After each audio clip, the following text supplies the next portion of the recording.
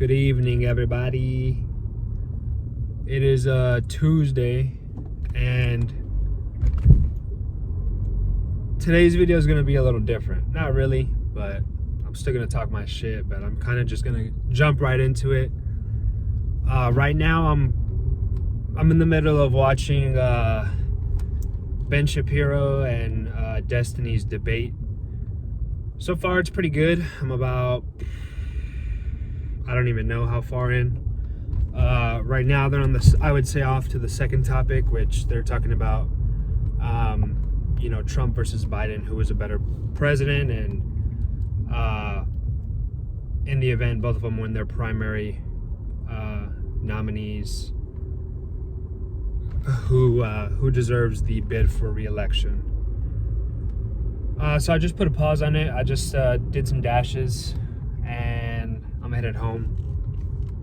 And it's about time for another fucking video, bruh. So, one of the things that they were talking about prior to the whole Trump and Biden debate was schooling, and how do we essentially set up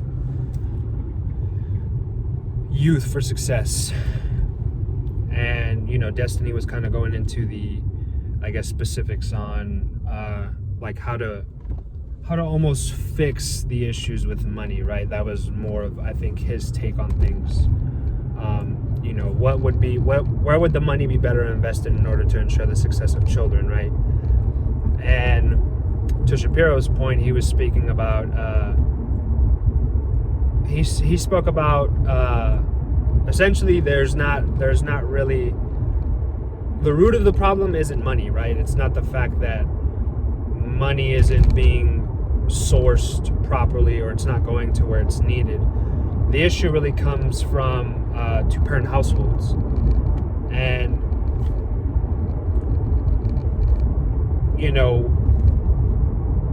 I would just say the morality and ethics of having children out of wedlock, incentivizing abortion, incentivizing single motherhood, and pushing this narrative that pushing feminism, essentially. And I just wanted to give my thoughts on two things, right? First and foremost, abortion. I used to be pro-choice, but as of lately, I've found myself on the pro-life position, and I'll kind of explain why. First and foremost, a lot of people, I guess I'll check off the arguments that I've heard, right? For and why I don't think that they're valid arguments. The first and foremost one is pretty simple, right? People not being prepared to have children, right? Whether them being too young, not being financially ready, whatever the case is, right? You're essentially not being ready for the life of another child, right? And I think my argument to that would be, one, unfortunately, consequences or choices have consequences, actions have consequences, and I think it's fair to say that if you're not prepared to be a parent, you probably shouldn't be having sex. And one of the things that Destiny said was, oh, well, you can't fight, human evolution. You can't fight, human nature. And,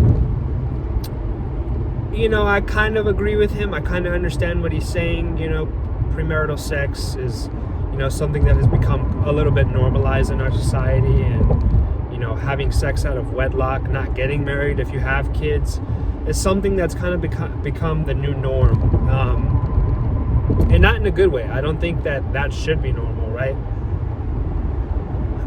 I was always under the understanding that if I am having sex and, a woman gets pregnant, I'm going to have to man up and, do my thing regardless of whoever it is I'm having sex with, right? So I think, first and foremost, people need to be more selective with their sexual partners, right? If you want to have fun, whatever the case is, be my guest, do your thing, but do I advocate for that? Not really, you know what I mean? Like I said, I'm not perfect. I'm human. I've had my fair share. But I can say that the people that I have eloped with or, done the deed with, if I ended up getting them pregnant, it is what it is, bro. It is what it is. And, the argument is that, you're not gonna be able to, that's a different conversation, right? But I don't think it is. I don't think that is a separate conversation, because I think we should make it known that, one, actions have consequences. If you have sex, the possibility of you getting pregnant is very high. But then also making sure that, unfortunately right now, mothers have rights, right? Like, they have the choice on whether or not to have an abortion or not. Men don't really have a say in that. 9 times out of 10, it's always going to be the guy that's like, well, I'm going to support your choice. And, even if let's say the father does want the kid, right? At the end of the day, it's the mother's decision on whether or not she wants to have the baby. And unfortunately, that's just the reality, right? Women are definitely favored when it comes to children's rights or they're heavily favored in that area. Even when it comes to divorce, women are heavily favored. And that is because, it used to be where the man would provide and the woman would sacrifice, a career, her college education, so that she could raise these children. And, in turn, if they end up divorced, the man supports the mother. But, that's not the case anymore. 9 times out of 10, women are fucking over guys for whatever the reason is, right? And taking half of what they own, regardless of whether or not they're able to support themselves. And, even when they're not, and even when the women are not probably the best suited for, raising the child, the father is still 9 times out of 10 denied custody rights, because the courts heavily favor women.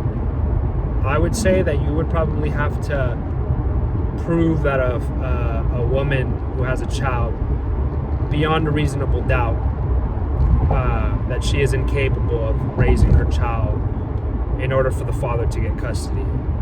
And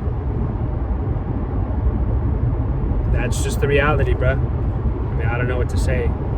And, statistics show that single fathers do significantly better than single mothers. And I think that is because the, masculine presence and, discipline that a father shows as his love toward his children. Whereas mothers, they kind of, if it's a mother and father divorcing, typically the mother, despises and almost belittles the masculine authority. So I think, people probably shouldn't be having sex out of wedlock, and regardless of whether they are or not, if you're not ready for a baby, don't be having sex. And if in the unfortunate event you get pregnant, bro, that baby didn't ask to be born. That baby didn't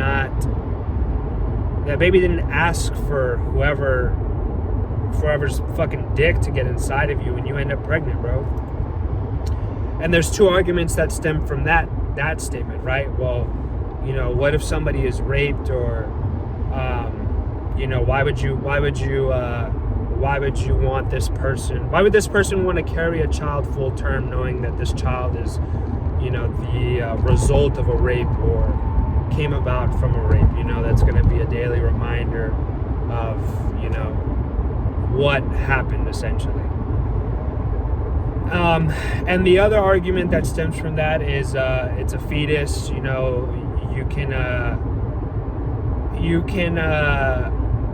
It's not a person, essentially. And I'll dissect that argument first, because I think that one's a little bit easier to dissect. So the first counter argument to, well, it's not a person, it doesn't have X, Y, Z.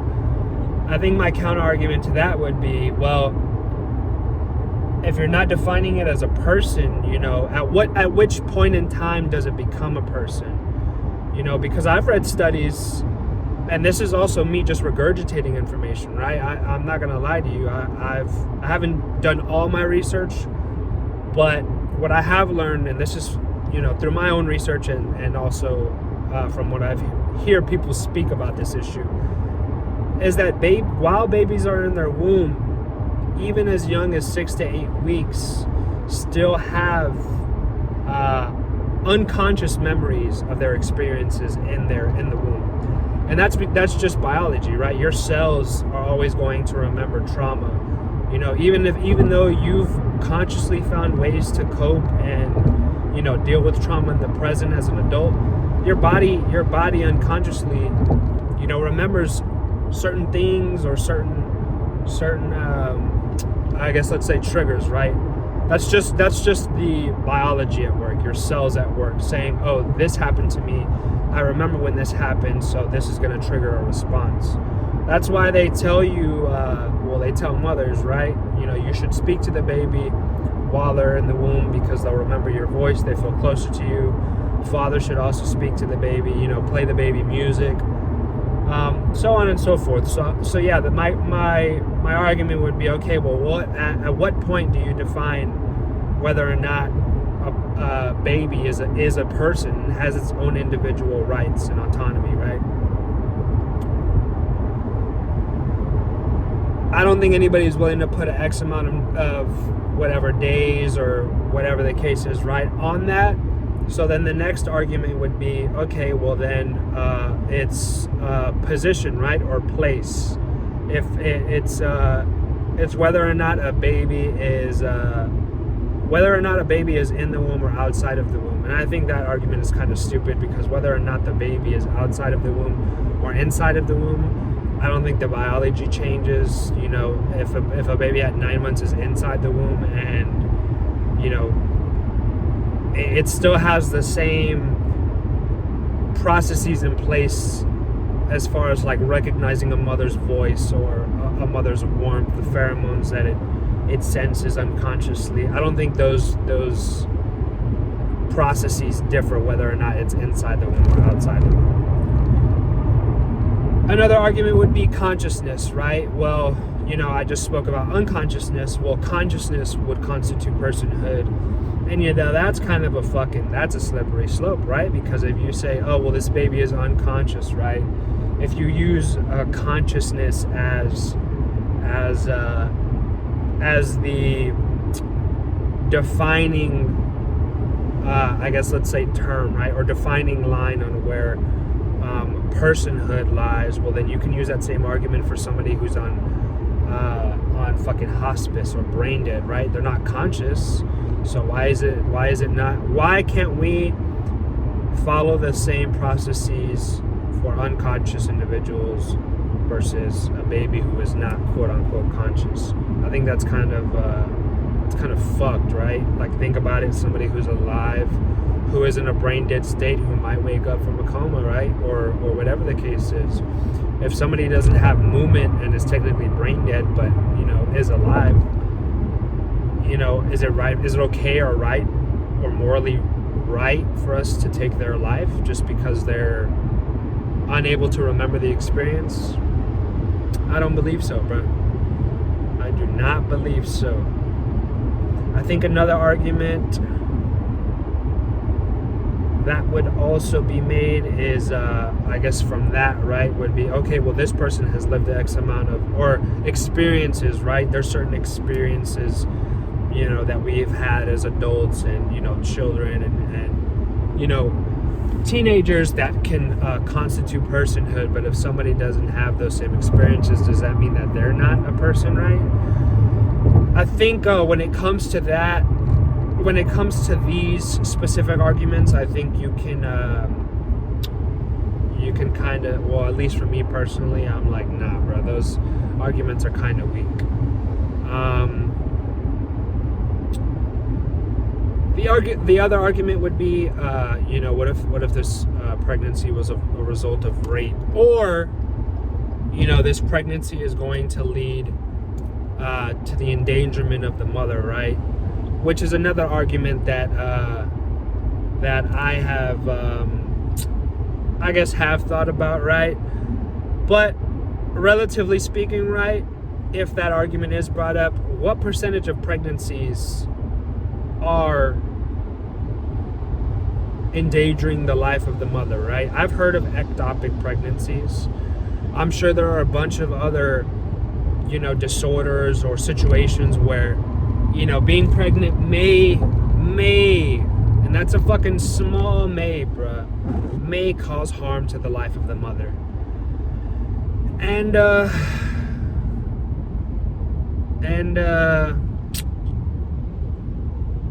my argument to that would be, one, and this may or may not be true, but I would say that's probably less than 1% of all abortion reasons. I would say that the majority, and don't fucking quote me on this, but I would say the majority of them are for lifestyle choices or convenience, right? Abortion should not be used as it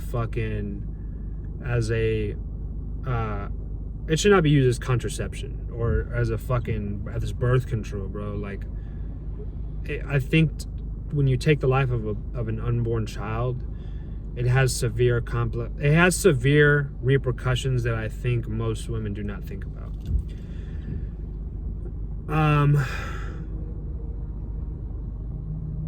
So yeah, my argument to that would be, okay, I think women are biologically designed to have children. In the small chance that there is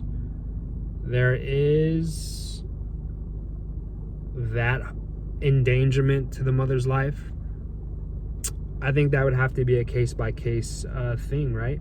Like, if it truly is an endangerment to the mother, then I think it'd be up to the parents whether or not they go down that route. I think that's I don't know what you call it, but not a strong argument.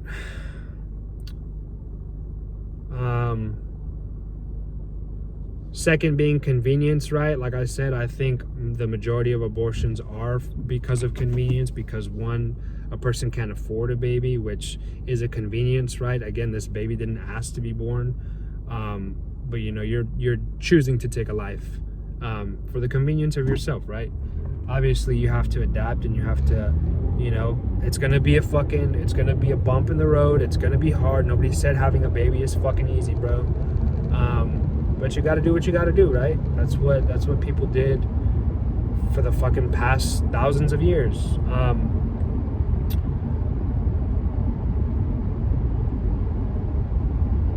What was the other argument, bro? That shit already slipped from my mind. The first one was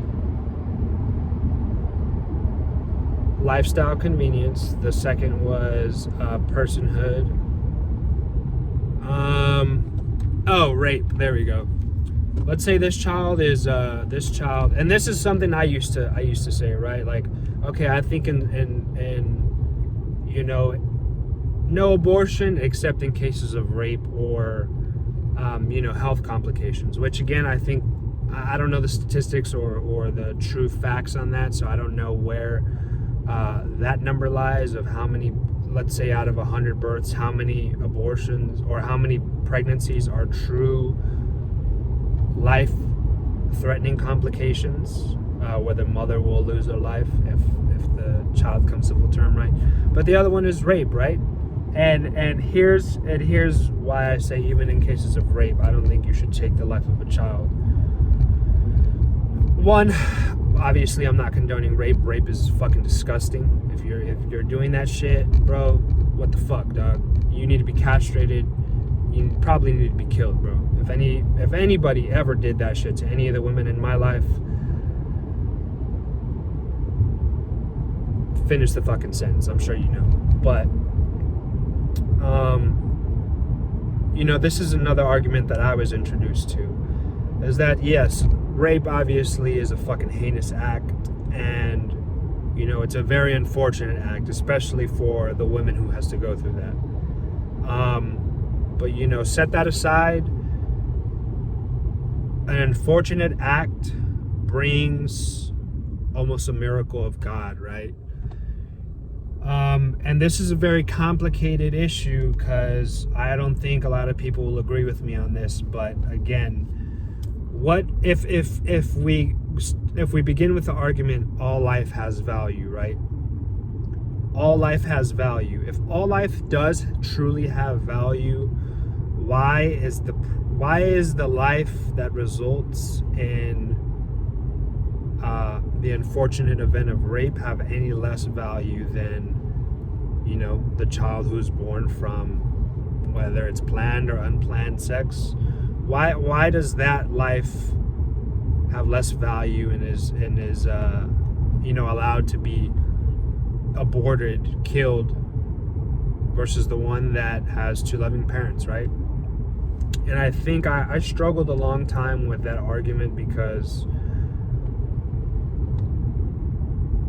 it's hard to wrap my head around, right? Like, if I was a woman, could I or would I even want to carry a child to full term if it was the result of rape? And even to this day, even right now in this moment, I don't know if I could answer that honestly or truthfully, right? Or if that happened to an individual, a woman in my life, right? If that happened to them, would I want them to have to deal with that? I'm just gonna be honest, I don't know. I want to say, like, the immediate reaction in me is obviously no, I don't want them to do that. But this is one of those situations where I just don't know what I would do unless I was in that situation. Because truthfully,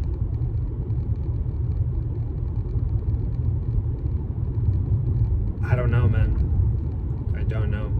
But it's fucked up because, now that I have my daughter, and now that, I have another child on the way, the joy and love that I get from this, tiny being is just crazy, man. Like, children are truly a gift from God. And does the circumstances under the creation of life really affect the value of it? You know what I mean? I don't know. It's a really hard thing to go back and forth on, but if I'm staying true to my logic, I would have to say no, it doesn't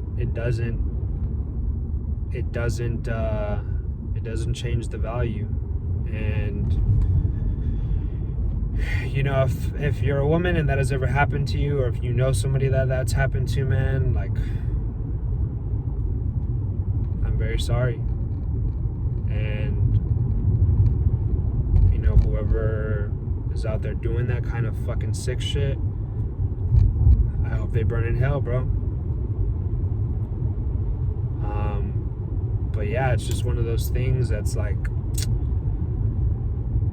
it's kind of fucked, because even then, right, you bring the baby to full term, and I guess best case scenario, right, there's a happy ending. You kind of form a connection with this child, although they are a result of an unfortunate event. You bond with the child, you end up wanting to raise it as your own, and depending or not on whether it's male or female, you kind of want to, hopefully you want to correct the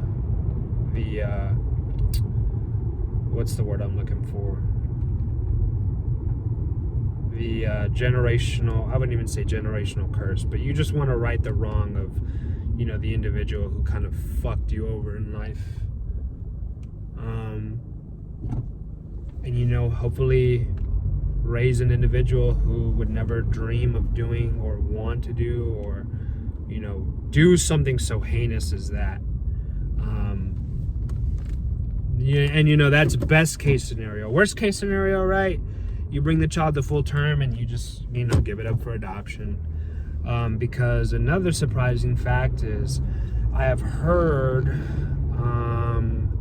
that there are more families wanting to adopt than there are children. And is that true? I don't know, bruh. I'd have to look into it, to be completely honest with you, but it wouldn't surprise me. Another argument is that they're you give your child up for adoption, the foster care system is shitty, but hey, it is a system, it works.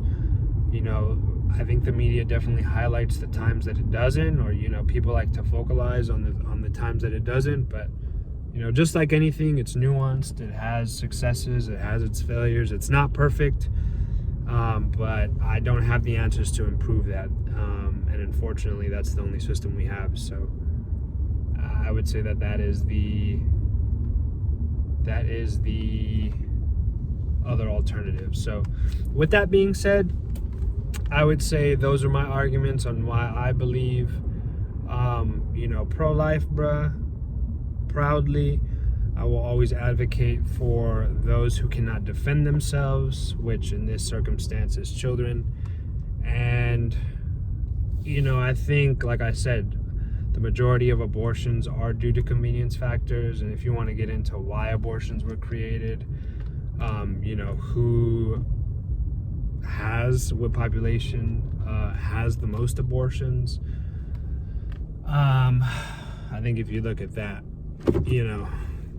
that story writes itself. So, don't be psyoped. Don't fucking think that, having an abortion is empowering, or fucking, at the end of the day, it's a choice. And, if that's something you're willing to do or wanting to do, by all means, I can't control you. I can only just give you my perspective and how I view the world. And you got to live with that choice, if you choose to do so. But I don't think I can advocate for that shit. So with that being said, bro, that was a pretty heavy topic. I don't know. If you got an argument against me, maybe drop it in the comments. I don't know. I think I'd love to have a conversation with somebody, a little bit of back and forth. I tried my best to do it with myself right now, but I'm sure it'd flow a lot smoother with somebody who maybe has an opposing view. But with that being said, bruh, let's call it right here. I got a fucking epic ass workout tomorrow that I'm definitely gonna record since it's been a while. So I'll see you motherfuckers tomorrow, bro.